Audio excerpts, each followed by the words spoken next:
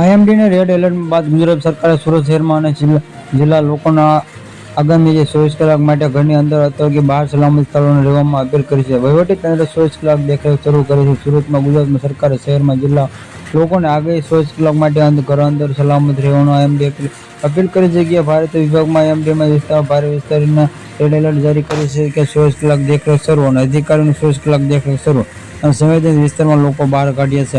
આપત્તિ અને અધિકારીઓ ટીમોને તૈયાર રહેવામાં જણાવ્યું છે. રાજ્યમાં આરોગ્ય રાજ્યમાં મંત્રી પ્રફુલ્લ પાનસેરીના શુક્રવારે સુરત જિલ્લામાં આપત્તિ ખંડની મુલાકાત દરમિયાન તૈયારીઓની સમીક્ષા કરી છે. જિલ્લા કલેક્ટરને તેજસ પરમાર છે તેમજ વર્તમાન હવામાન પરિસ્થિતિ આપત્તિ નિયંત્રણ ખંડની કામગીરી રાહતમાં બચાવ કામગીરી દેખરેખ વિશે માહિતી આપી અને પરની પાંડેશ જણાવતા અનુસાર ભારે વરસાદ અને ભારે પવન માટે રેડ એલર્ટ જવાબ રાજ્ય સરકારે જિલ્લા વહીવટીતંત્રનો તૈયાર પૂર્ણ સ્થિતિ લીધી. સરકારમાં કંટ્રોલ રૂમ પરિસ્થિતિ પર સતત નજર રાખી રહ્યું છે. મંત્રીની જનતાને સાવચેતી રાખવાની અપીલ કરી છે. જેમાંથી જણાવ્યું છે આગામી 24 કલાક 30 કિલોમીટર પ્રતિ કલાક ઝડપે પવન ફૂંકાશે અને ભારે પવન પડશે.